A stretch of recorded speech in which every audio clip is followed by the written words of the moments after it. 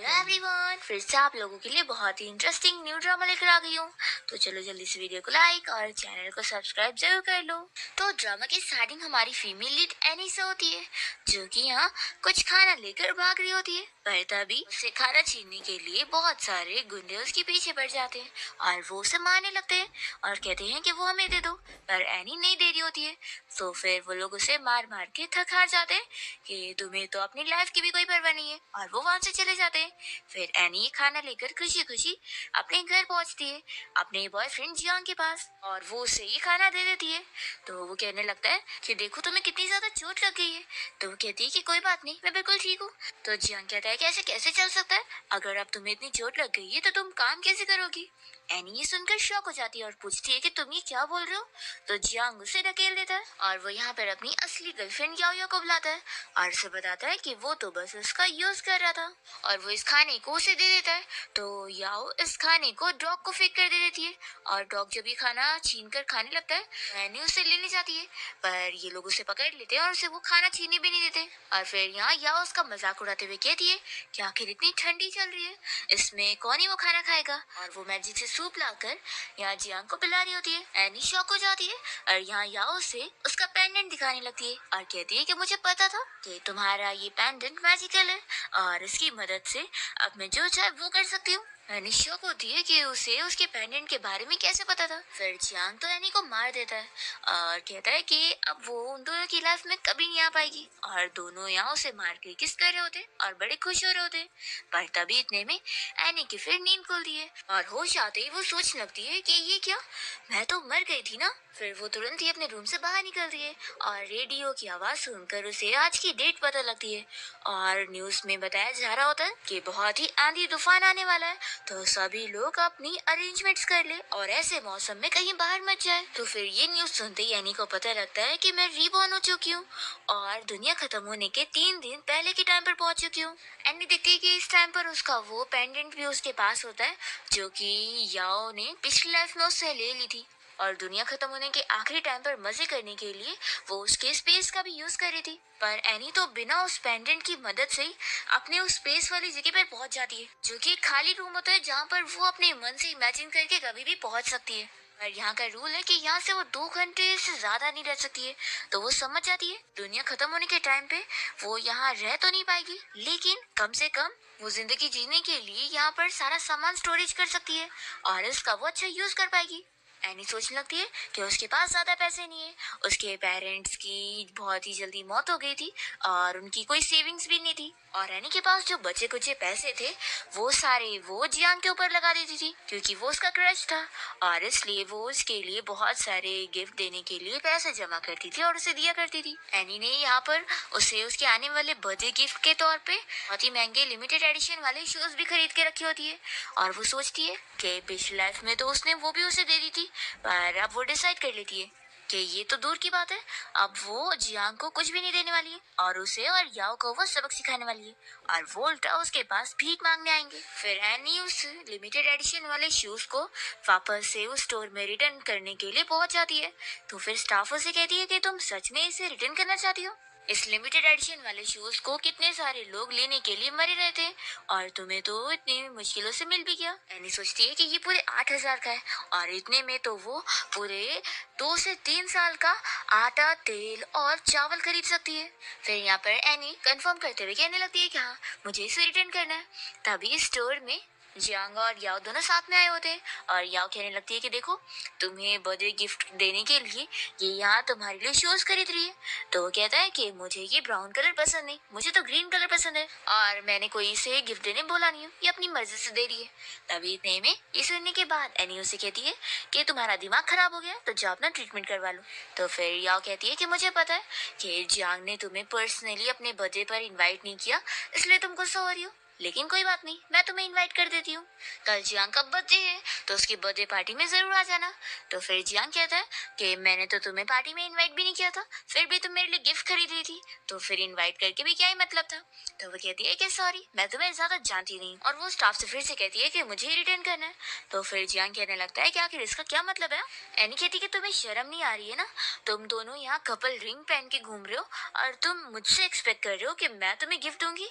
तो जियांग को तो यहाँ पूरा यकीन होता है कि एनी बाद में खुद ही उसके पास भीख मांगते हुए आएगी, वो उसे इग्नोर ना करे, और वो यहाँ से याओ को लेकर जाने वाला होता है। तो फिर याओ जाते हुए एनी से पूछती है कि तुमने ये अपना पेंडेंट कहाँ से लियो, मुझे बहुत ही पसंद आया। और याओ मन में सोच रही होती है कि मैं तो बस नॉवेल पढ़ रही थी और मुझे पता भी नहीं चला कि कब मैं इस नॉवेल के अंदर आ गई और इसकी सपोर्टिंग कैरेक्टर बन गई।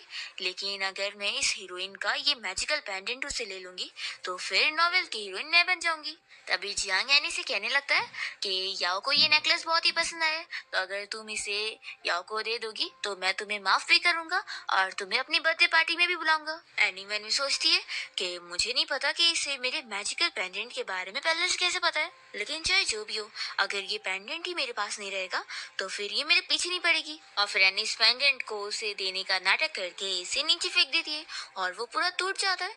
तो ये देखकर फिर याओ को बहुत ही बुरा लगता है। जियांग कहता है कि जाने दो, ये ज्यादा ही कुछ भाव खा रही है, और वो यहाँ से याओ को लेकर चला जाता है। एनी सोच लेती है कि इस लाइफ में तो मैं इस जियांग से कोई लेना देना नहीं रखने वाली हूँ और अब मुझे जल्दी से जल्दी अच्छे से जीने के लिए सारी चीजों का इंतजाम करना होगा। फिर सबसे पहले तो एनी अपने उस 8,000 से एक स्टेनलेस स्टील का डोर खरीदने जाती है। तो फिर स्टाफ उसे बताती है कि हाँ मिल जाएगा, क्योंकि एक और बंदा है जो कल तक स्टेनलेस स्टील का डोर अपने घर के दरवाजे पे लगवाना चाहता है और वो वहाँ पीछे आया भी होता है। तो स्टाफ उसे दिखाने लगती है कि वही बंदा है और ये कोई और नहीं, हमारे इस ड्रामे का मेन लीड है और इसका नाम शियन है। एनी यहाँ स्लिप होकर गिरने वाली होती है, तभी शियन जल्दी से उसे बचा लेता है। तो एनी उसे देखती रह जाती है और वो सोचती है कि वो भी उसकी तरह स्टेनलेस स्टील का डोर कल तक ही लगवाना चाहता है। ऐसा क्यों? उसे शक होता है कि कहीं ये भी मेरी तरह रीबॉर्न तो नहीं हुआ है। फिर यहाँ पर शियन तो चला जाता है और एनी सोचती है कि उस बंदे के ऊपर से इतनी ज्यादा ब्लड की स्ट्रॉन्ग स्मेल आ रही थी। फिर उसके बाद एनी अपने मैजिक से अपनी उस स्पेस पर पहुंच जाती है जहाँ पर उसने अब बहुत सारे खाने पीने के सामान खरीद के रखी होती है और वो सोचती है कि अभी तो सारे जरूरत के सामान और बचे हुए और खास करके मेडिसिन भी, इनके बिना तो कुछ काम ही नहीं चलेगा। और वो सोचती है कि जो इतनी ज्यादा ठंडी आने वाली है उसके लिए भी उस जरूरत की चीजें खरीदनी है। फिर एनी पावर से अपने घर में वापस से पहुंच जाती है और तभी इसे जियांग का कॉल आया होता है और वो इसे कहने लगता है कि मैंने सुना कि तुम्हारी मॉम ने मरने से पहले तुम्हारे लिए स्कूल के पास कोई घर छोड़ के गई है, तो क्यों ना तुम उसे मुझे भेज दो। एनी सोचती है कि अरे हाँ, मैं तो उस घर के बारे में भूल ही गई थी। मुझे याद है वो घर इतने नीचे एरिया में था कि वहां पर इतनी इजीली फ्लड भर गया था और मेरा तो पूरा नुकसान ही हो गया था। इसलिए अच्छा है कि अब इस लाइफ में मैं इस घर को इस चीटर को बेच देती हूँ और उससे जो पैसे मुझे मिलेंगे उससे मैं अपनी जरूरत का सामान खरीद सकूंगी। और वो मन में सोचती है कि इस चीटर से मैं बस इतना ही फायदा उठा रही हूँ, इसके लिए यही काफी समझना चाहिए। वो फिर उससे कॉल पे कह देती है कि ठीक है, तुम्हें अगर खरीदना है तो फिर तुम्हें मुझसे अभी डील करनी पड़ेगी। और फिर वो तुरंत ही उससे मिलने के लिए जाती है और तभी वो देखती है कि जियांग यहाँ पर याओ के साथ होता है और उससे बता रहा होता है कि देखा, वो मुझे इतना लाइक करती है कि अपना इतना महंगा घर मुझे पूरे हाफ प्राइस में देने के लिए तैयार हो गई है। सोचो आप, मैं उसका कैसे फायदा उठाने वाला हूँ। फिर जैसे ही वो यहाँ एनी को देखता है तो उसे कहने लगता है कि देखो, तुमने मुझसे अब डील कर चुकी हो तो तुम्हें 2 मिलियन में मुझे अपना घर अब देना पड़ेगा और चलो हम लोग लोन का प्रोसीजर अब हैंडल कर लेते हैं। तो फिर एनी मन में सोचती है कि इस लोन के प्रोसीजर में पूरा आधा महीना लग जाने वाला है और इतना देर में वेट नहीं कर सकती हूँ। फिर वो कहती है कि सीनियर, मैं जानती हूँ आप कितने मुश्किलों से पैसे कमाते होंगे, तो क्यों ना आप मुझे डायरेक्टली कैश में 1 मिलियन दे दो और हम लोग अभी डील कर लेते हैं। जियांग तो 1 मिलियन सुनकर और खुश हो जाता है और कहता है कि तुम कितनी स्मार्ट हो, और मन में सोचता है कि ये लड़की कितनी ज्यादा स्टूपिड है। और फिर वो तुरंत ही कॉन्ट्रैक्ट पर साइन करने लगता है और फिर वो बड़ा खुशी खुशी जल्दी से कॉन्ट्रैक्ट पे साइन करके सील भी लगा देता है। तो एनी से कहती है कि ठीक है, फिर अब तुम मुझे 1 मिलियन ट्रांसफर कर दो। फिर वो पैसे ट्रांसफर कर देता है और कहता है कि देखो, अब बाद में रिग्रेट मत करना। फिर याओ यहाँ कॉन्ट्रैक्ट देखते हुए एनी से कहने लगती है कि सच में तुम कितनी बड़ी फूल हो, जियांग के प्यार में तुम इतनी पागल हो कि तुमने इतना महंगा घर उसे 1 मिलियन में दे दी। और तभी यहाँ आसपास जो भी लोग जा रहे होते हैं वो भी ये सुनने के बाद एनी का मजाक उड़ाने लगते हैं कि कितनी स्टूपिड लड़की है, इसने पूरे 5 मिलियन के घर को 1 मिलियन में बेच दिए। ऐसी पागल तो हमने कभी देखी ही नहीं। याओ और जियांग भी इस पर हंस रहे होते हैं और फिर जियांग कहने लगता है कि अब मैं तुमसे खुश हूँ, इसलिए मैं तुम्हें अपनी बर्थडे पार्टी पे इनवाइट कर रहा हूँ, और वो याओ के साथ चला जाता है। एनी मन में सोचती है कि अब मेरे पास इतने पैसे हैं कि मैं सारे सप्लाईज और मेडिसिन दोनों खरीद सकती हूँ, और जो ये घर खरीद के गया है ना, इसकी कीमत तो अब 2 दिन बाद एक कटोरी चावल जितनी भी नहीं रहेगी, और रिग्रेट तो अभी ये लोग करने वाले हैं।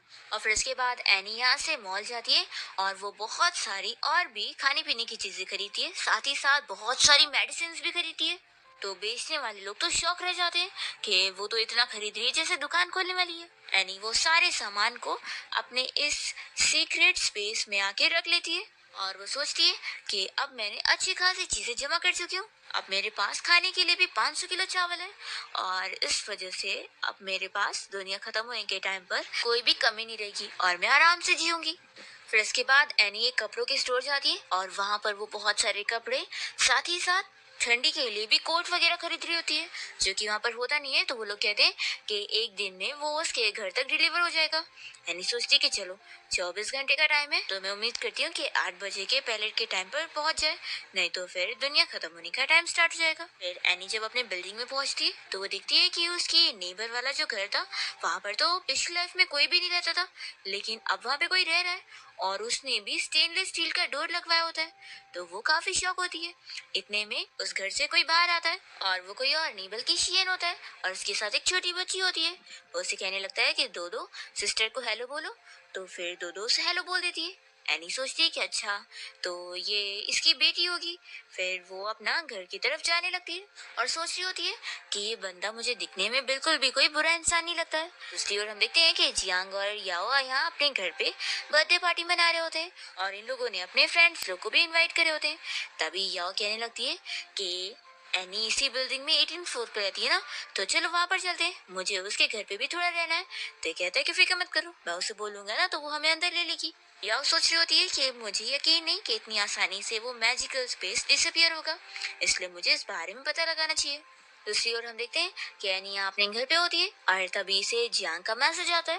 वो इसे कहता है कि देखो हम लोग कैसे मेरे घर पे बर्थडे पार्टी एंजॉय कर रहे हैं, तो तुम भी यहाँ पर आ जाओ और पार्टी में एंजॉय करो। ये सारी खाने पीने की चीजों का फोटो देखकर सोचती है कि ये लोग कितना खाना वेस्ट कर रहे हैं, और अब जब ये दुनिया खत्म होने का टाइम आएगा ना, तो फिर ये लोग जमीन पे से भी उठा के खाना खाएंगे। वो सोचती है कि वो अगर मुझे कॉल भी करेगा तो मुझे पता नहीं लगने वाला, मैं अपना सोने जा रही हूँ। फिर इसके बाद एनी को कॉल आती है कि उसने जो विंटर के कोट ऑर्डर करी थी वो टाइम पे डिलीवर नहीं हो पाएगा क्योंकि रास्ते में तूफान आ गया है, तो चाहिए तो वो बीच रास्ते में खुद आकर लेके जाए।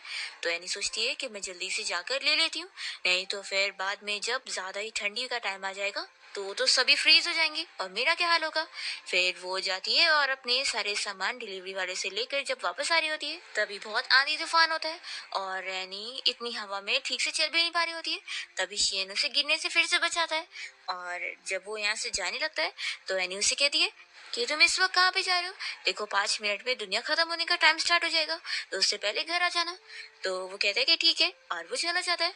एनी सोचती है कि ये भी तो मेरी तरह रिबॉर्न हुआ है ना, तो ऐसे टाइम पर ये बाहर क्यों जा रहा है, इसके पास तो बेटी भी है घर पे। वो इस आवाज देकर कहने लगती है कि मुझ पे बिलीव करो, मैं सही कह रही हूँ। फिर भी यहाँ से शियन तो चला जाता है। फिर एनी जब वापस से अपने बिल्डिंग में आती है तो इसे ग्राउंड फ्लोर पर ही जियांग और याओ और उन लोगों के दोनों फ्रेंड्स भी मिल जाते हैं। ये लोग उसे कहने लगते हैं कि तुम क्या बकवास कर रही थी कि दुनिया खत्म होने वाली है। याओ सोच रही होती है कि मैंने नॉवेल में पढ़ी थी कि जो हीरोइन है ये स्पेस गर्ल है, और वैसे मैंने पूरी नॉवेल तो नहीं पढ़ी थी, लेकिन मुझे अंदाजा है कि ये बस एक नॉर्मल सीईओ और हीरोइन वाली नॉर्मल स्टोरी है। फिर एनी इन लोग से कहती है कि मुझे कोई फर्क नहीं पड़ता, तुम लोग को बिलीव करना है तो करो वरना मत करो, और वो जाने लगती है।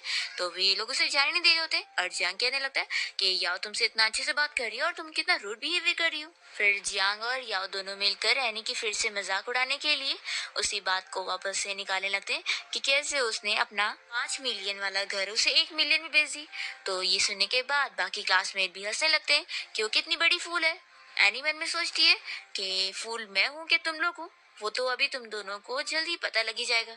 फिर यहाँ जियांग उसे कहता है कि याओ को तुम्हारे घर पे रहना है और अभी बाहर बहुत बारिश हो रही है, तो एक रात के लिए याओ को अपने घर पे रख लो। एनी सोचती है कि पिछली लाइफ में याओ जब उसके घर पे आ गई थी तभी उसका मैजिकल पेंडेंट उसके हाथ लग गया था और वो उसके सीक्रेट मैजिकल स्पेस में भी पहुंच गई थी। और फिर दोनों ने उसे अपने असली रंग दिखा दिए थे और उसे मार दिए थे। ये सारी चीजें याद करने के बाद एनी इन लोगों से कह देती है कि मेरे घर पे रहना ये तुम लोग सपने में ही सोचना। तो जियांग कहता है कि अभी मौसम ठीक नहीं है ना, बस तब तक के लिए वो रुकेगी और जब मौसम ठीक हो जाएगा तो वो चली जाएगी। तो फिर एनी कहती है कि मैंने बोली ना मौसम ठीक नहीं होने वाला है, इसलिए अब हटो मेरे रास्तों से, मुझे अपने घर जाने दो। तभी जियांग उसके हाथ से उसके कोट को ले लेता है और कहता है कि आखिर ये क्या है, क्या ये मेरे लिए गिफ्ट है। फिर वो तुरंत ही उसे खोल के देखता है तो उसे कलर पसंद नहीं आता और वो उसे रिटर्न करता है कि मुझे ये बिल्कुल अच्छा नहीं लगा। कहती है कि अच्छा वो दे दिया, अब तुम बाद में मुझसे भीख भी मांगोगे ना तो भी मैं इसे तुम्हें पहनने नहीं दूंगी। तो फिर ये लोग एनी के ऊपर और हंसने लगते हैं कि तुम क्या छोटी बच्ची हो जो ये सारी चीजों के बारे में सोच रही हो, दुनिया ऐसे थोड़ी ना खत्म हो जाएगी। एनी कहती है कि वो तो अभी तुम लोग को पता लग ही जाएगा। और फिर वो तुरंत ही टाइम दिखने के बाद नंबर काउंटिंग्स करते हुए अपना एलिवेटर में चली जाती है और ये लोग उसके ऊपर हंस रहे होते हैं कि मौसम तो इतना अच्छा हो चुका है और ये कह रही है कि दुनिया खत्म होने वाली है। इतने में अचानक से मौसम फिर पूरी तरीके से खराब हो जाता है और जोर जोर से बारिश होने लगती है और बहुत ही ठंडी हवा भी चल रही होती है। तो ये लोग शॉक हो जाते हैं और सोचते हैं कि क्या ये सच कह रही होगी। तभी याओ कहती है कि तुम लोग इस पर कैसे बिलीव कर सकते हो, बस वापस से मौसम खराब हो गया है तो थोड़ी ना ये जो बोल रही हो सच है। फिर जियांग या एनी को देखकर उसे कहने लगता है कि तुम ये कोट मेरे लिए लेकर आई थी ना, तो लाओ इसे मुझे दे दो। तो वो कहती है कि तुम क्या पागल हो, किसने कहा कि मैं तुम्हारे लिए लेकर आई थी। तो फिर ये सभी कहने लगते हैं कि आखिर हम तुम्हारे क्लासमेट्स हैं, तुम क्या हमें ठंडी में यहाँ मरते हुए देखना चाहती हो, लाओ इसे दे दो। तो फिर एनी कहती है कि आखिर तुम लोग ठंडी में मरो या कैसे भी मरो मुझे क्या फर्क पड़ता है। तो फिर जियांग उसे धमकी देने लगता है कि तुम ऐसे कैसे हमें नहीं दोगी, हम लोग तुमसे छीन के रहेंगे। और वो आगे बढ़ रहा होता है तो फिर एनी तुरंत ही अपनी रॉड निकाल कर उसे डरा देती है और फिर वो अपना एलिवेटर में चली जाती है और ये लोग बस देखते रह जाते हैं और फिर आपस में बात करते हैं कि देखना ये मौसम वापस से ठीक हो ही जाएगा और वो बस हमारे साथ मजाक कर रही थी, ऐसे कैसे दुनिया खत्म हो जाएगी। फिर ये लोग वापस से जियांग के घर पे आ जाते हैं और जो भी बची कुछ चीजें होती है उसे भी खत्म कर चुके होते हैं और सोचते हैं कि उन्हें बहुत भूख लग रही है, आखिर कहाँ से लोग खाना लाएंगे। दूसरी ओर हम देखते हैं कि एनी तो मजे में भरपेट खाना खाती है और फिर वो मैजिक से टेलीस्कोप लाकर बाहर की चीजें देख रही होती है कि बाहर कितनी बारिश हो रही है। वो सोचती है कि ऐसे मौसम में तो कोई बाहर भी नहीं जा पा रहा होगा और कुछ खाने के लिए भी नहीं खरीद पा रहा होगा, लोग बेचारे कैसे बिना खाने के रह रहे होंगे। एनी को अपने सारे क्लासमेट्स का भी ख्याल आता है और वो सोचती है कि जरूर वो लोग भी भूखे होंगे। तभी इतने में एनी को दो दो की रोने की आवाज आती है तो वो जल्दी से मैजिक से ये सारी चीजें क्लीन करने के बाद जल्दी से चियन के घर के बाहर जाकर दो दो को आवाज देने लगती है और पूछती है कि क्या तुम ठीक हो। तो दो दो फिर दरवाजा खोलकर रोते हुए उसे बताने लगती है कि भाई मिसिंग है। तो फिर ये सुनने के बाद एनी को समझ आता है कि अच्छा तो ये लोग सिबलिंग्स है, ना कि डैड और बेटी। दो दो रोते हुए कह रही होती है कि भाई को भी अब मैं नहीं चाहिए हूँ, जैसे मेरे मॉम डैड भी चले गए मुझे छोड़ के। तो फिर एनी उसे शांत कराने लगती है और कहती है कि तुम्हारा भाई जरूर बाहर कुछ सामान लाने के लिए गया होगा और देखना वापस आ जाएगा, तो क्यों ना तुम जब तक मेरे साथ रहो। तो फिर दो दो मान जाती है तो एनी उसे अपने साथ अपने घर पे ले आती है और उसे मेडिसिन पिला देती है और फिर तभी वो उसके पैर की चोट देखकर पूछती है कि ये चोट तुम्हें कैसे आई। तो दो दो बताती है कि मेरे भाई ने मुझे मारा है। फिर थोड़ी देर बाद एनी के दरवाजे पे कोई नॉक करता है तो वो दरवाजा खोलते ही देखती है कि यहाँ पर शियन आया हुआ है। वो उसे उसका नोट दिखाता है। एक्चुअली में जब उसने दोदो को अपने घर लेकर आ गई थी तो उसने उसके घर के बाहर नोट चिपका दी थी कि दोदो मेरे साथ है, मैं तुम्हारी नेबर हूँ। फिर यहाँ पर शियन उसे पूछने लगता है कि मेरी सिस्टर तुम्हारे घर पे। तो फिर वो उसे डांटने लगती है कि तुम आखिर कैसे भाई हो, आखिर कौन अपनी बहन को इस तरीके से मारता है, हाँ आखिर वो है तो एक बच्ची। तभी इतने में जल्दी से दो से बताने लगती है कि एक्चुअली भाई मुझे बॉक्सिंग सिखा रहे थे और तभी मेरी गलती की वजह से मैं गिर गई और मुझे चोट लग गई। तो ये सुनने के बाद फिर एनी को समझ आता है कि मैंने तो इसे गलत समझ ली। फिर वो तुरंत ही दरवाजा खोलकर उसे भी अपने घर में आने के लिए बोलती है और कहती है कि यहाँ बैठ जाओ। तभी वो तो जल्दी से एनी को अपनी बॉक्सिंग स्किल्स दिखाने लगती है और उसकी स्किल्स देखकर एनी सोचती है कि ये तो मिलिट्री बॉक्सिंग है, तो लगता है ये बंदा कोई ऑर्डिनरी पर्सन नहीं होगा। फिर यहाँ एनी तो दो की तारीफ करने लगती है कि तुम तो कितनी ज्यादा एक्सपर्ट हो। तो दो तारीफ करती है कि सिस्टर आप कितनी ज्यादा अच्छी हो, भाई तो मेरी कभी तारीफ नहीं करते। यानी शियन को इस बारे में बताती है कि दो को असल में फीवर था, तो मैंने उसे अभी मेडिसिन दे चुकी हूँ। तो शियन पूछता है कि क्या तुम डॉक्टर हो? तो वो कहती है कि डॉक्टर तो नहीं हूँ, लेकिन मुझे थोड़ा बहुत मेडिसिन की नॉलेज है। फिर इसके बाद एनी जब ये मेडिसिन का बॉक्स उठा के लेके जा रही होती है कि तभी वो देखती है कि शियन अपनी टी शर्ट उतार रहा है। तो वो चिल्लाने लगती है कि ये क्या सी हरकत है, और यहाँ पर तुम्हारी बहन भी खड़ी है। तो फिर वो तुरंत ही दो को अंदर रूम में जाने बोलता है और उसे अपनी चोट दिखाने लगता है। तो एनी कहती है कि अच्छा तो तुम्हें चोट लगी हुई है। वो इससे बताने लगता है कि कुछ रास्ते में उसे ये चोट लगी थी, तो वो कहता है कि क्यों ना तुम मेरी हेल्प कर दो इसमें मेडिसिन लगाने के लिए। एनी समझ जाती है कि इसकी बॉडी को देखकर तो लगता है कि ये कोई सोल्जर होगा। फिर वो कहती है कि ठीक है बैठो। फिर एनी जब उसकी चोट पर मेडिसिन लगाने लगती है तो शियन उससे पूछता है कि पहले तुम मुझे कह रही थी कि दुनिया खत्म होने वाली है, तो मैं सारी चीजें पहले से भरा लूं। एनी मन में सोचती है कि इसने मेरी बातों पे बिलीव कर लिया या फिर ये भी मेरी तरह रीबॉर्न हुआ है। फिर एनी उसका अच्छे से बैंडेज करने के बाद जब यहाँ से उठ रही होती है तभी इतने में शियन भी उठ रहा होता है और दोनों ही गलती से एक दूसरे के पास आ जाते हैं और एक दूसरे को देखने लगते हैं। फिर एनी जल्दी से उससे दूर हो जाती है और उसके बाद वो अपने लिए और शियन और दो के लिए भी नूडल्स बनाती है और ये लोग खाने के लिए बैठते हैं। तभी शियन कहने लगता है कि इसकी जरूरत नहीं थी। तो फिर एनी कहती है कि चुपचाप से खा लो, क्या तुम चाहते हो कि दो भी भूखी रहे? तभी यहाँ दो जल्दी से नूडल्स को टेस्ट करने के बाद एनी की तारीफ करने लगती है कि सिस्टर आपने तो कितना अच्छा बनाई हो, भाई तो राइस को कितना गंदा बनाते हैं। तो शियन कहता है कि खाते वक्त ऐसे बातें नहीं करनी चाहिए। फिर इतने में जियांग दरवाजे पे नॉक करते हुए एनी का आवाज दे रहा होता है। तो एनी जल्दी से दो से कहती है कि तुम नूडल्स लेकर अंदर चली जाओ। और फिर यहाँ शियन भी वॉल के पास छुप जाता है और एनी जाके दरवाजा खोलकर देखती है कि यहाँ पर जियांग याओ और उन लोग के फ्रेंड्स आए होते हैं। याओ कहने लगती है कि अंदर से नूडल्स की स्मेल आ रही है, तुम नूडल्स खा रही हो। वो लोग इसे मनाने लगते हैं कि तुम ये नूडल्स हमें भी खाने को दे दो, हम लोग तुम्हें इसका डबल प्राइस देंगे। तो एनी मना करती है कि मैं बेच नहीं रही हूँ। तो फिर जियांग उसे मनाने लगता है कि देखो मुझे भी भूख लगी है, तो हमें कुछ खाने को दे दो, तो मेरे लिए इतना तो करोगी ना। देखो अगर तुम हमें खाने को दोगी तो फिर नेक्स्ट टाइम मैं तुम्हारे साथ मूवी के लिए चलूंगा, तुम मेरे साथ मूवी देखना चाहती थी ना। तो एनी इन लोगों को चिल्लाकर साफ कह देती है कि मैं तुम लोग को बिल्कुल भी कुछ नहीं देने वाली हूँ। तो फिर जियांग उसे कहने लगता है कि अगर तुम मुझे फोर्स करने पर मजबूर करोगी तो मैं दरवाजा तोड़ दूंगा। तो एनी फिर से उसे रॉड दिखा के डराती है कि अगर तुम हिम्मत तो करके देखो, मैं तुम्हें छोड़ने वाली नहीं हूँ। और फिर वो बाहर डॉग के लिए खाना फेंकती है और कहती है कि तुम लोग से तो बेहतर है कि मैं डॉग को खाना दे दूं, लेकिन तुम लोग को नहीं, चलो अब निकल जाओ यहाँ से। पर ये लोग तो जाने के लिए तैयार नहीं हो रहे होते और एनी को बातें सुना रहे होते हैं। तभी फिर शियन भी एनी के पास आ जाता है और पूछता है कि क्या मेरी कोई हेल्प की जरूरत है। तो वो कहती है कि फिक्र मत करो, मैं अकेले सॉल्व कर लूंगी।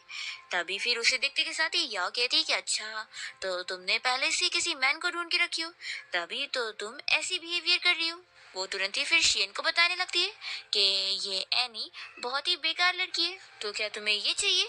शियन कहता है कि तुम लोग को उसे क्या करना है। तभी यहाँ पर फिर जो इन लोग के फ्रेंड्स होते हैं वो तो शियन को देखकर उसके और जियांग के बीच में कंपैरिजन कर रहे होते हैं कि सच में ये तो जियांग से कई गुना ज्यादा बेहतर है और उससे हैंडसम भी है। फिर जियांग भी कहने लगता है कि सच में तुम्हें ऐसी टाइप की लड़की चाहिए जो कि मेरे पीछे पागल है और ये मेरे लिए कुछ भी करने को तैयार है। तो फिर शियन एनी की साइड लेते हुए जियांग का मजाक उड़ा देता है और कहता है कि एनी ने जब तुम्हें चूज ही नहीं करी है तो यहाँ पर तो एम्बेरस तुम्हें होना चाहिए। फिर एनी इन लोग से कहती कि ठीक है तुम लोग को खाना चाहिए ना, तो मैं तुम लोग को ज्यादा पैसे में बेचने को तैयार हूँ। तो वो लोग तो खुश जाते हैं और कहते हैं कि बताओ कितने प्राइस में बेचोगी। तो एनी कहती है कि पूरे 1 बिलियन में। ये सुनते के साथ ही फिर जियांगो से चिल्लाता है कि तुम हमें लूट रही हो, देखना मैं तुम्हारे घर को बहुत ही महंगे प्राइस में बेचूंगा ना, तो फिर मुझे कितने पैसे मिल जाएंगे। एनी तो मन में हंस रही होती है कि जब ये बेचने जाएगा ना तो इसे पता चलेगा कि इसका तो अब नुकसान होने वाला है। फिर वो इन लोग को चिल्लाकर यहाँ से भगा देती है और दरवाजा भी बंद कर लेती है। तभी शियन उसे समझाने लगता है कि ये ट्रिक्स आगे भी काम नहीं करने वाली है। तो एनी कहती है कि हाँ तुम सही कह रहे हो, फिर क्या किया जाए। तो शियन कहता है कि एक काम करते हैं, मैं तुम्हें मार्शल आर्ट सिखाता हूँ और तुम मेरी सिस्टर को स्टडी करने में हेल्प करो। फिर एनी जब दो को पढ़ा रही होती है तो वो देखती है कि दो को तो पहले ही इतना कुछ आता है और उसका आईक्यू लेवल इतना ज्यादा है। फिर वो यहाँ पर जैसे उसे कुछ लिखने के लिए बोलती है तो दो कहती है कि मेरा पढ़ के हो गया, मैं खेलने जा रही हूँ, और वो तुरंत ही खेलने के लिए भाग जाती है। तो एनी समझती है कि अब मुझे पता चला कि उसने मुझे क्यों इसे पढ़ाने के लिए बोला था, क्योंकि ये कितनी शरारती है। फिर इतने में शियन उसे आवाज देता है और कहता है कि चलो उसे तो पढ़ा के हो गया, अब तुम्हारी बारी है, अब मैं तुम्हें मार्शल आर्ट सिखाता हूँ। फिर शियन एनी को जब मार्शल आर्ट सिखा रहा होता है तो दोनों एक दूसरे के एकदम ही क्लोज आ चुके होते हैं। और तभी इतने में दो दो आकर इन दोनों कैसे देख लेती है और कहती है कि भाई आपने तो मुझे ये ट्रिक नहीं सिखाया। तो फिर एनी और शेन जल्दी से दूर हो जाते हैं और दो दो कहती है कि आप दोनों हक करके रह सकते हो, मैं जा रही हूँ, ऐसा बोलकर वो रूम में भाग जाती है। फिर वापस ये लोग अपना सीखना कंटिन्यू रखते हैं। दूसरी तरफ हम देखते हैं जियांग के घर पे उन लोग का सारा खाना खत्म हो चुका होता है। तो फिर जियांग यहाँ पर बहुत ही महंगी में खाना खरीदने लगता है। तो यह उससे कहती है कि तुम पागल हो गए हो जो इतने महंगे नूडल्स खरीद रहे हो। तो वो कहता है कि फिक्र मत करो, एक बार बारिश रुक जाने दो, फिर वो जो मैंने एनी का घर उसे खरीदा हूँ वो मैं महंगे में बेच कर बहुत सारे पैसे कमा ही लूंगा। फिर जियांग ये सारे खाने का फोटो एनी को भेज कर उसे दिखा रहा होता है कि देखो मेरे पास कितना सारा खाना है। एनी तो दूसरी तरफ अपने वेजिटेबल्स उगाने में लगी होती है और अपने प्लांट्स को पानी दे रही होती है और सोचती है कि बस अब जल्दी से वेजिटेबल्स आ जाए। तभी फिर वो जियांग का ये सारा फोटो देखकर सोचती है कि पागल लोग इतना महंगा में खाना खरीद रहे हैं और आगे खुद ही फंसने वाले हैं। फिर वो सोचती है कि मुझे तो इसका कोई मैसेज भी नहीं देखने, वो तो उसे ब्लॉक कर देती है। तो भी यहाँ पर जियांग को यकीन नहीं होता और वो सोचता है कि देखना वो हमारे पास खाना मांगने के लिए जरूर आएगी। तभी इतने में इन लोग के घर पे कुछ गुंडे आ जाते हैं और वो इन लोगों का सारा खाना लूट कर चले जाते हैं। इन लोग को देना ही पड़ता है क्योंकि वो लोग चाकू दिखा के डराते हैं। फिर ये लोग सोचते हैं कि अब हमारा खाना तो चोरी हो गया, लेकिन उस एनी के पास खाना है, तो चलो हम भी जाकर उसका चुरा लेते हैं। ये लोग प्लानिंग करते हैं कि एनी ने तो स्टील का दरवाजा लगा चुकी है, तो क्यों ना लॉक वाले को बुलाकर उसका ताला चुपके से खोलकर उसके घर में जाया जाए। फिर ये लोग लॉक खोलने वाले को साथ लेकर एनी के घर का लॉक खुलवाने के लिए लेकर जाते हैं। एनी जब अपने घर पे होती है तब उसे फील हो जाता है कि कोई उसका लॉक तोड़ रहा है। तो वो तुरंत ही अपना अंदर वाला दरवाजा खोलकर इन लोग को फिर से अपने रॉड से डराती है और कहती है कि निकल जाओ यहाँ से, दोबारा यहाँ दिखे ना मेरा घर का दरवाजा तोड़ते हुए तो फिर अच्छा नहीं होगा। वो लोग डर जाते हैं कि ये तो सच में उन्हें मार सकती है। जैसे वो लोग जा रहे होते हैं तभी वो लोग सामने शियन को खड़ा देखते हैं और फिर शियन यहाँ एनी के घर पे आकर उसके रॉड की धार देखने लगता है और कहता है कि क्या मैं इसे और शार्प करवाऊं। तो कहती है कि नहीं अभी इतना काफी है। फिर इतने में एनी को उसके कोई फ्रेंड जाओ का मैसेज आता है और वो उसे हेल्प के लिए बुला रहा होता है। तो एनी सोचती है कि मेरी पिछली लाइफ में जब मेरे पेरेंट्स भी नहीं थे तो मेरा इकलौता यही फ्रेंड था जिसने मेरी हेल्प किया था, तो अगर उसे मेरी हेल्प की जरूरत है तो मुझे उसकी हेल्प जरूर करनी चाहिए। फिर वो यहाँ शियन को बताने लगती है कि मैं अभी बाहर जाने वाली हूँ। तो फिर वो कहता है कि ऐसे टाइम पर तुम बाहर जाओगी तो प्रॉब्लम में पड़ सकती हो। एनी कहती है कि मेरे एक बहुत ही इंपॉर्टेंट फ्रेंड को मेरी हेल्प की जरूरत है तो मैं जाके रहूंगी। तो फिर शियन कहता है कि ठीक है मैं भी तुम्हारे साथ चलता हूँ। एनी कहती है कि ठीक है। फिर वापस आने के बाद मैं तुम्हारे लिए बहुत ही अच्छा डिनर बनाऊंगी। फिर दूसरी तरफ हम एनी के फ्रेंड जाओ को देखते हैं जिसकी क्रश ने उसे उसी के घर पे कैद करके रखी होती है और वो यहाँ अपने बॉयफ्रेंड को भी बुलाई होती है। जाओ से खाना मांगने लगता है तो वो कहती है कि आखिर मैं तुम्हें खाना कैसे दे सकती हूँ, ऐसी बहुत ही थोड़ा खाना है और तुम खा लोगे तो हम दोनों क्या खाएंगे। तो जाओ कहता है कि तुम कितनी बुरी हो, एक तो मैंने तुम पे तरस खा के तुम्हें यहाँ अंदर अपने घर पे ले लिया और रहने को जगह दिया और तुमने यहाँ मुझे कैद करके रखी हो। तो फिर उसका बॉयफ्रेंड यहाँ जाओ को मारने लगता है और कहता है कि तुम बस चुपचाप यहाँ बैठे रहो। तभी इतने में फिर एनी घर के बाहर पहुंच जाती है और वो जाओ का आवाज दे रही होती है। तो फिर लोग दरवाजा खोलते हैं और कहते हैं कि जाओ यहाँ पर है ही नहीं और वो लोग कहते हैं कि वो यहाँ पर रहता ही नहीं है, वो कहीं और रहने के लिए चला गया है।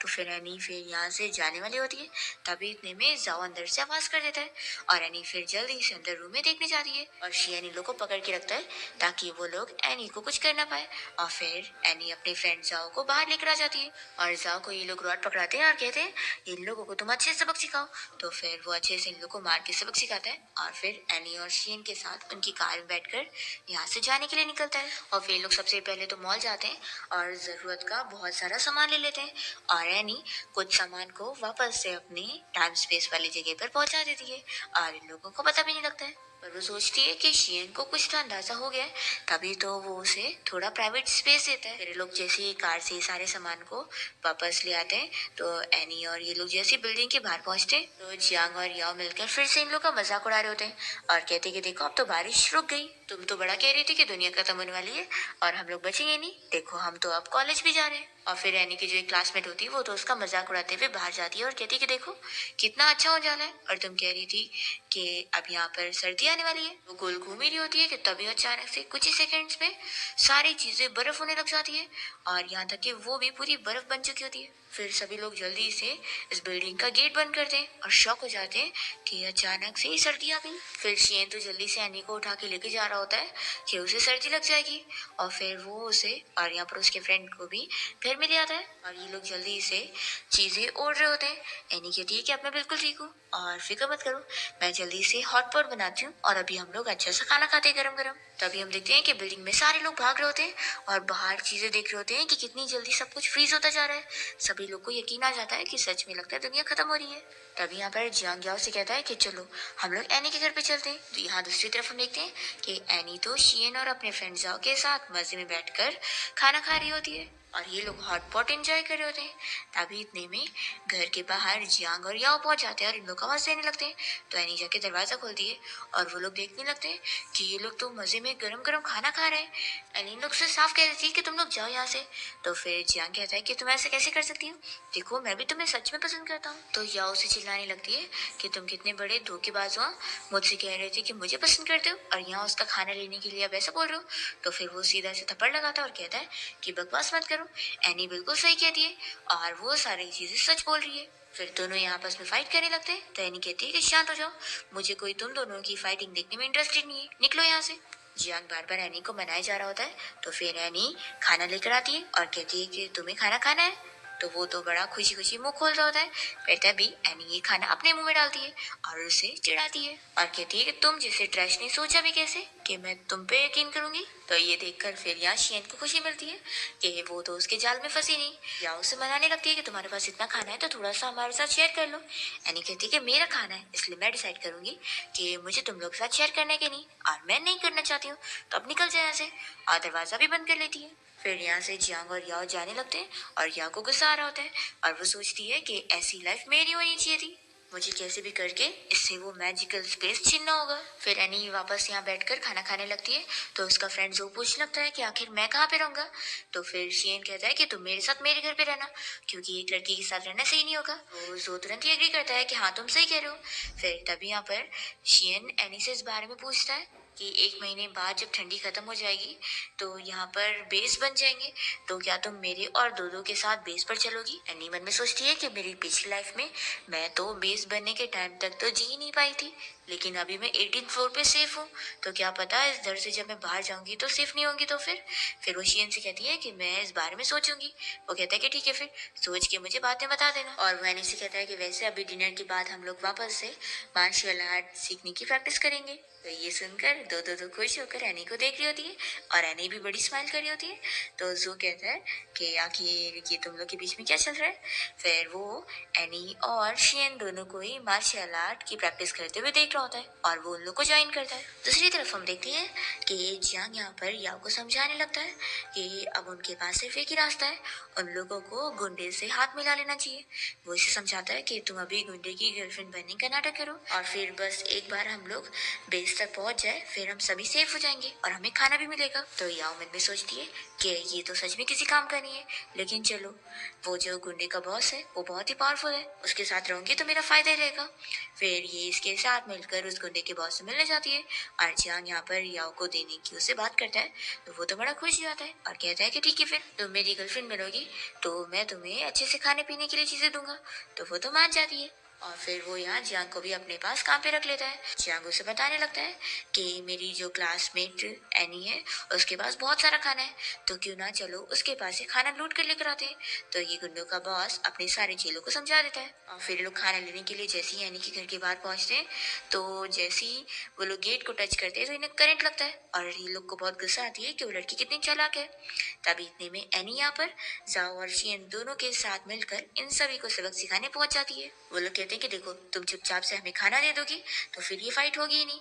एनी कहती है कि क्या मैं तुम लोग को पागल दिखती हूँ, और वो तो फाइट करने के लिए तैयार होती है और इन लोगों को बंदूक से डराने लगती है। तो पहले तो इन लोगों को यकीन नहीं आ रहा होता है और वो लोग कहते हैं कि जरूर ये नकली होगी और वैसे भी एक लड़की कहाँ ही बंदूक चला सकती है। और वो लोग आगे जियांग को भेजते हैं। तो एनी तो यहाँ पर बिना सोचे समझे बंदूक शूट कर देती है पर उसमें से गोली तो नहीं निकलती, पर जियांग तो डर जाता है कि उसकी पैंट गीली हो जाती है। और फिर इन लोग को लगता है कि देखा ये खिलौने वाली बंदूक थी और ये कितना डरपोक है जो इतनी जल्दी डर गया। पर तभी शियन यहाँ एनी को बंदूक पकड़ के निशाना लगाना सिखाता है और वो जैसे ही एक शूट करता है तो कांच फूट जाता है और ये लोग डर जाते हैं कि ये बंदूक तो असली है। एनी भी शौक होती है, उसे भी लग रहा था कि ये नकली होगी, पर वो सोचती है कि इसने ये सब करने के लिए असली बंदूक लेकर आ गया। फिर यहाँ पर शियन वापस से निशाना लगाकर उसे सिखाने जा रहा होता है। एनी तो खुश होती है कि अगर इसने मुझे पहले से बताया था तो मुझे तो बिल्कुल भी एम्बैरेसिंग नहीं लगता, मैं तो पहले से नकली समझ रही थी। तभी यहाँ सारे गुंडे के चेले तो डर जाते हैं कि ये असली बंदूक है और वो लोग तुरंत ही भाग लेते हैं और ये जो गुंडे का बॉस होता है वो भी तुरंत ही निकल लेता है और फिर जियांग भी यहाँ पर पतली गली से निकल जाता है और कुछ भी नहीं बोलता। फिर एनी शियन और जो के साथ वापस अपने घर पे आ जाती है और यहाँ पर वो शियन को थैंक्स करने लगती है। इतने में ये लोग न्यूज में सुनते हैं कि बताया जा रहा होता है कि सीक्रेट बेस तैयार हो चुका है, तो लोग जो भी सेफ है वो वहाँ पर आ सकते हैं, उन्हें वहाँ पर खाने पीने की चीजें मिल जाएगी। तो फिर ये तीनों मिलकर कार में बैठकर यहाँ से जाने के लिए निकलते हैं। रानी इन लोग से कहने लगती है कि पता नहीं वो बेस कैसा होगा। तो फिर शियन कहता है कि फिक्र मत करो, वहाँ पे रहने के लिए और खाने के लिए सब कुछ ठीक है, खास करके उन लोगों के लिए जो प्रॉब्लम ने क्रिएट कर रहे हैं, उनके लिए कोई प्रॉब्लम नहीं है। तो फिर जो पूछ लगता है कि शियन आखिर तुम्हें इतना सब कुछ कैसे पता है। तो फिर एनी कहती कि इतने सवाल मत करो, आखिर हर किसी के कुछ ना कुछ सीक्रेट्स होते हैं। फिर तभी इतने में ये लोग देखते हैं कि कार के सामने कुछ गुंडे आ गए हैं और तभी यहाँ पर दूसरी कार से याओ और जियांग भी उस गुंडे के बॉस के साथ होते हैं और वो लोग भी यहाँ पर इन सारे गुंडे लोगों की वजह से फंस जाते हैं। तो फिर एनी और शियन मिलकर इन लोगों के ऊपर तीर का निशाना लगाकर इन लोगों को मारने लगते हैं और यहाँ पर ये लोग एक लड़की की भी हेल्प करते हैं उसे बचाने में। और फिर यहाँ पर एनी और शियन जब मुसीबत में पड़ जाते हैं और इनके पास कोई रास्ता नहीं रहता है तो एनी शियन का हाथ पकड़ के उसे अपने साथ अपने मैजिकल स्पेस में ले आती है और वो इसे अपने सीक्रेट स्पेस में लाने के बाद समझाती है कि यहाँ पर हम बस थोड़े टाइम के लिए रह सकते हैं और उसके बाद हमें वापस जाना होगा। फिर लोग वापस से वहीं पर ही जाके देखते हैं कि अब गुंडे जा चुके हैं, तो लोग जल्दी से जाके कार में बैठते हैं और तभी यहाँ शियन की बहन दो दो इन लोगों को सेफ देखकर खुश होती है और साथ में वो लड़की भी खुश होती है जिसकी इन लोगों ने जान बचाए थे। वो यहाँ जब इन लोग को अपना पूरा नाम बताती है तो उसका सरनेम सुनते के साथ ही एनी को पता लगता है कि ये तो रिचेस्ट फैमिली की डॉटर है। फिर उसके बाद जैसे ये लोग बेस के बाहर तक पहुंचते हैं तभी हम देखते हैं कि यहाँ बेस पर याओ का वो जो गुंडा बॉयफ्रेंड है वो अब सिक्योरिटी गार्ड बन चुका होता है और यहाँ पर याओ उसके लिए खाना लेकर आती है और मन में सोचती है कि मैं उसकी इतनी केयर इसलिए कर रही हूँ क्योंकि मुझे अच्छे से रहना है। और फिर जैसे ही याओ एनी और बाकी सबको देख लेती है तो वो इसे बता देती है कि उन लोगों को यहाँ अंदर मत आने दो। तो फिर ये लोग सच में इन लोगों को यहीं पर ही रोक लेते हैं और अंदर नहीं आने दे रहे होते। तो फिर वो जो रिचेस्ट फैमिली की डॉटर मिस रॉन्ग होती है वो कहने लगती है कि ऐसे कैसे तुम लोग अंदर नहीं जाने दोगे, मैं अपने भाई को बोलूंगी तो फिर तुम लोग बचोगे नहीं। तो भी ये लोग यकीन नहीं कर रहे होते और उसे मामूली लड़की समझ रहे होते। तभी फिर जैसे उसका भाई बाहर आता है तो वो उसे सब बताने लगती है कि भाई देख लो ये लोग मुझे अंदर नहीं आने दे रहे थे और मुझे और इन बाकी सभी को बाहर से भगा रहे थे। तो फिर उसके भाई को गुस्सा आता है और वो इन सभी को यहाँ से बाहर निकलवा देता है। फिर याओ तो तुरंत ही बेचारी बनने का नाटक करने लगती है। तो जो कमांडर मिस्टर लू होते हैं वो सोचते हैं कि उनकी बेटी भी सेम इतनी एज की होगी, इसलिए वो कहते हैं कि ठीक है फिर तुम बेस में रुक सकती हो और वो उससे अंदर जाने बोलते हैं। तभी यहाँ पे मिस रोंग जो है वो अपने भाई और कमांडर दोनों को ही बताने लगती है कि इस लड़की और इसके फ्रेंड्स ने मेरी जान बचाई तो प्लीज आप इन लोग को अच्छे से ट्रीट करना। तो फिर इसका भाई एग्री करता है कि वो लोग उसे अच्छे से रखेंगे। तभी एनी को देखकर कमांडर लू इस बारे में सोचे पड़ जाते हैं कि ये लड़की मुझे बिल्कुल मेरी तरह दिखती है। फिर वो अपने एक गार्ड को काम देते हैं कि वो अपना और याओ और अपना और इस लड़की का दोनों के साथ ही डीएनए टेस्ट करवाना चाहते हैं क्योंकि उन्हें शक हो रहा है कि शायद उनमें से एक उसकी बेटी होगी। और फिर रोंग यहाँ बहुत ही खुश होकर यहाँ पर एनी और शेन और सभी से कहने लगती है कि आप लोग यहाँ पर अच्छे से रह सकते हैं और अपने अपने रूम में जाने बोलती है। तभी शेन जल्दी से एनी को अपने साथ रूम में लेकर जाने लगता है तो दो कहने लगती है कि आप लोग कहाँ जा रहे हो। तभी जाओ से कहता है कि फिक्र मत करो, अब तुम्हें जल्दी से सिस्टर इन लॉ मिलने वाली है। दूसरी ओर हम देखते हैं कि शियन यहाँ एनी को रूम में लाने के बाद पहले वो सारी चीजें चेक करता है कि यहाँ पर कोई रिकॉर्डर वगैरह नहीं है। तो फिर वो कहती है कि तुम ये सब क्यों कर रहे हो। तो शियन बताता है कि मुझे तुम्हें अपना एक बहुत ही बड़ा सीक्रेट बताना है।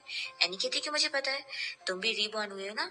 तो ये सुनकर वो कहता है कि तुम्हें पता है। एनी कहती है कि जब मैं तुमसे सबसे पहली बार मिली थी तभी मुझे पता लग गया था। तो फिर शियन उसे बताने लगता है कि अपनी पास्ट लाइफ में मैं अपनी सिस्टर दो का बिल्कुल भी ख्याल नहीं रख पाया था, इसलिए इस लाइफ में मैंने ठान लिया कि मैं उसका अच्छे से ख्याल रखने वाला हूँ और अपनी पुरानी लाइफ की मिस्टेक को सुधारने वाला हूँ।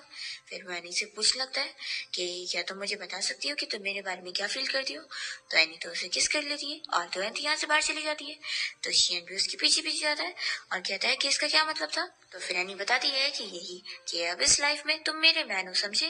तो फिर ये सुनते के साथ ही शियन फिर से उसे किस करता है और फिर जब ये दोनों साथ में बाहर आते हैं तो दो फिर शियन से पूछने लगती है कि भाई जल्दी से मुझे मुझे बताओ कि क्या सिस्टर एनी अब मेरी सिस्टर इन लॉ बन चुकी है? तो फिर वो हाँ बोलता है।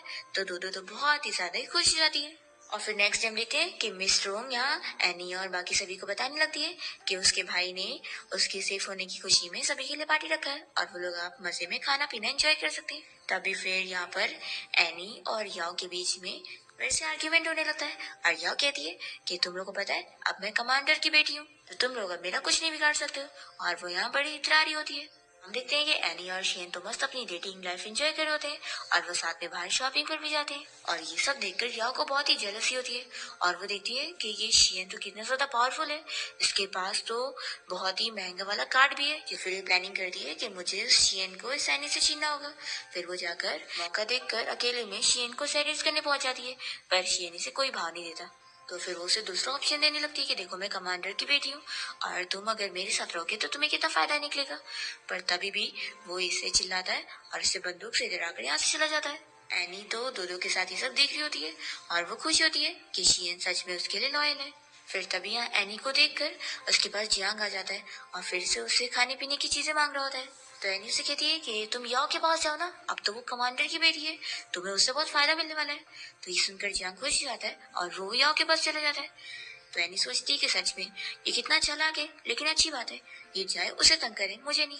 फिर ये जाकर याओ के पास खाने पीने की चीजें मांग रहा होता है। तो याओ कहती है ठीक है मेरे साथ चलो, और फिर वो उसे बाहर लेके जाती है और उसे बर्फ के पास फ्रीज होने के लिए छोड़ देती है। और जब वो फ्रीज हो जाता है तो ये बड़ी खुश होती है कि मेरे रास्ते का कांटा हट गया। दूसरी तरफ हम देखते हैं कि एनी और शेन जब यहाँ साथ में रूम में होते हैं तो फिर वो लोग फिर से यहाँ किस करने लगते हैं। पर तभी बीच में जाओ आ जाता है और बताने लगता है कि बेस पे बहुत सारे लोगों को बीमारी फैल रही है। तो फिर एनी को क्योंकि मेडिसिन की नॉलेज है तो वो उनकी हेल्प करनी चाहती है और वो यहाँ साइंटिस्ट को बताने लगती है कि उसके पास बहुत सारे वेजिटेबल्स है जिनको उगाया जाए तो फिर बहुत सारे लोगों का फायदा हो सकता है। पर तभी फिर याओ आकर कहने लगती है कि डैड आखिर इसका क्या ही फायदा है, लोगों को ये सब देने की जरूरत नहीं है, वो मरे तो ही अच्छा रहेगा। तो फिर कमांडर को इसकी बातें बहुत ही अजीब लग रही होती है और वो सोचते हैं कि एनी कितनी अच्छी लड़की और वहीं याओ कितनी अलग है। वो सोचते हैं कि याओ मेरी असली बेटी कैसे हो सकती है, उसकी पर्सनैलिटी मेरी तरह बिल्कुल नहीं है। वो वापस से याओ और अपना डीएनए टेस्ट रिपोर्ट करवाने के लिए भेजते हैं क्योंकि उन्हें शक हो जाता है कि याओ नहीं बल्कि एनी असल में उनकी बेटी है। एक्चुअली में पिछली बार इस याओ ने डीएनए टेस्ट रिपोर्ट चेंज करवा दी थी क्योंकि उसे पता लग गया था कि एनी असल में कमांडर की बेटी है, लेकिन ये उसकी जगह छीनना चाहती है। अब यहाँ एनी तो शियन और बाकी सारे लोगों के साथ मिलकर बहुत सारे लोगों की जान बचाने में लग जाती है, पर याओ तो बस प्रॉब्लम क्रिएट कर रही होती है ताकि एनी किसी की भी जान न बचा पाए और उल्टा वो फंस जाए। फिर कमांडर को फाइनली ये पता लग जाता है कि एनी असल में उनकी बेटी है, तो वो याओ की बिल्कुल साइड नहीं लेते और अपने गार्ड्स को बोलकर उसे यहाँ से बाहर निकलवा देते। फिर वो एनी से कहते हैं कि आखिर तुम मेरी असली बेटी हो, और वो उसे सॉरी कहने लगते हैं कि इतने टाइम से उन्होंने उसे ढूंढ ही नहीं पाए थे और अब फाइनली वो उन्हें मिल गई है। और फिर जब याओ बाहर फ्रीज होके मर रही होती है तो एनी और शियन दोनों बाहर उसे देखने जाते हैं। तो यहाँ पर याओ एनी को बहुत सारी बातें सुनाने लगती है और कहती है कि मुझे यकीन नहीं आ रहा कि मैं इस नॉवेल में आई थी और सपोर्टिंग फीमेल कैरेक्टर बन गई और मेरे साथ इतना सब कुछ बुरा हुआ। शियन और एनी को ये सुनने के बाद अब ये चीज पता लगती है कि वो लोग नॉवेल के अंदर है। फिर फाइनली बेस के सारे लोग खुश होते हैं कि अब वो लोगों ने इतनी सारी मुश्किलें सॉल्व कर ली। अब वो लोग दूसरे बेस पर जाएंगे, पर तभी यहाँ पर जो दूसरे बेस के सोल्जर है वो इन पर अटैक करने आ जाते हैं। पर तभी शियन को जब ये लोग देखते हैं तो फिर उसे अच्छे से ग्रीट करने लग जाते हैं और वो उन्हें ऑर्डर देते हैं यहाँ से जाने के लिए। एनी ये देखकर सोचे पड़ जाती है कि उसे पहले से ही लगा था कि शियन की कुछ स्पेशल आइडेंटिटी है और अब जाके प्रूफ हो गया है कि वो इन सोल्जर्स का हेड है। इतने में ठंडी का मौसम चले जाता है तो ये सभी खुश जाते हैं, पर फिर अचानक से बहुत ही तेज गर्मी आने लगती है। तो ये लोग को पता लग जाता है कि ये चीज तो अब कंटिन्यू होती रहेगी और अब इसको तोड़ने का कोई रास्ता नहीं है, और इसी के साथ इस ड्रामा की एंडिंग हो जाती है।